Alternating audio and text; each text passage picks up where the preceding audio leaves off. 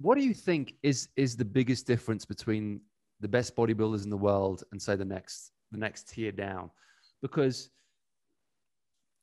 in terms of working out and in terms of the kind of workouts that they do on a daily basis, I would imagine it's not that much different, as in the exercises they're doing, the sets and reps they're doing, blah, blah, blah. In terms of like diet and nutrition, I'd imagine like most people have a similar kind of diet when it comes to bodybuilding. So what does make that 10% difference? I think honestly, it has a little bit to do with everything. So yes, although the workouts may be the same, the mentality going into that workout is very different.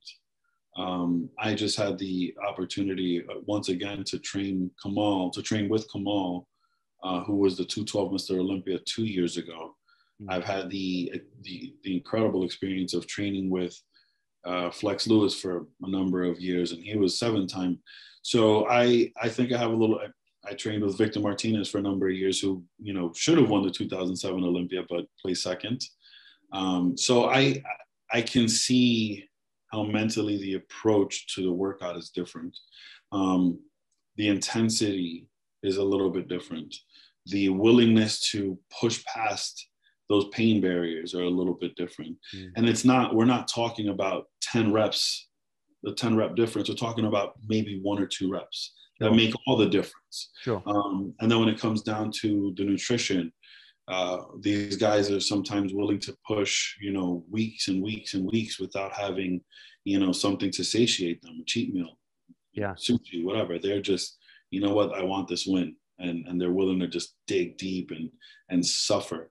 For myself, I know that I've gone weeks without having carbohydrates. I've had boils on the bottom of my feet from doing cardio and pushing myself, even though my feet were literally bleeding. You know, there's just sacrifices that some are willing to make that others aren't. And again, it's not these huge things that people think it is. It's literally just a rep or 2. It's another 5 minutes on the treadmill, or, you know, or on the bike or on the step mill.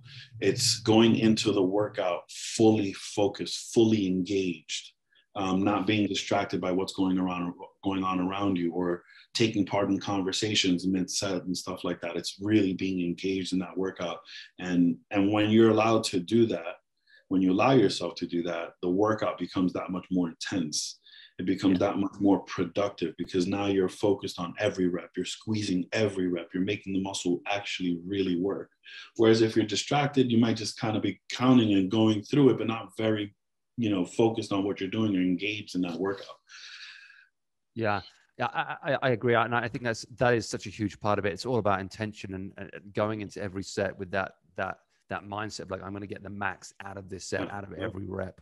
In terms of programming, Jon, do you program like a Y3T thing where you're like, for the next 3 months, this is my programming? Or are you more like intuitive? Like, I know I'm doing legs today. I'm going to go into it, like feel it out, see how it feels and see what I want to work with. How do you work? I definitely do some programming. I do it at times throughout my prep or through my off season.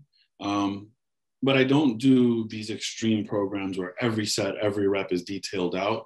What I'll do is, like right now, I'm getting into my bulking phase. I'm going to start bulking up for the next 3 months. I know for the next 3 months, I'm going to be moving into much heavier compound movements. So lifts, squats, bench press, things like that. I'm going to start moving, you know, towards. And I'll do that for 2 or 3 months until my body says no more. So it is a little bit of intuitive training as well.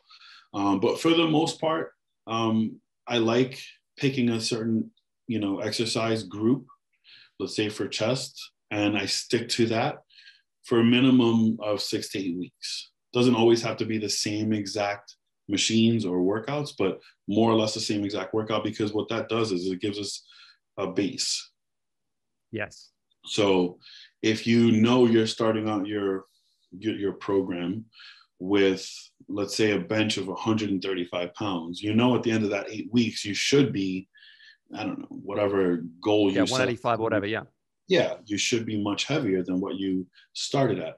if you're bouncing around from workout to workout week after week, it's hard to gauge if you're making any progress. Yeah, I mean, what we're talking about is progressive overload, and it's something I try and like tell everybody all the time at Pharos. If you're going to a gym that's like every time you go in the gym, it's a different workout because of muscle confusion or whatever they want to call it.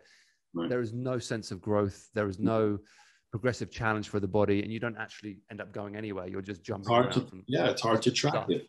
Yeah. And I think that's one of the kind of tragedies of modern gyms and these boutique gyms and stuff. It ends up just being a bunch of stuff that doesn't mean anything for the sake of just sweating or for the sake of just working hard or whatever you want to call it. Whereas like for someone like yourself or any athlete or anyone that does go to a decent gym will know that, you know, long-term progressions and seeing yourself, you know, either increase the weight or increase your fitness levels. A lot of the times my programming in the cycles that I do will be, the workouts will be very, very similar. There might be a slightly different ending or a slightly different beginning. But doing the same thing over and over ends up getting you better results than doing different things all of the time. Absolutely. Yeah. I agree.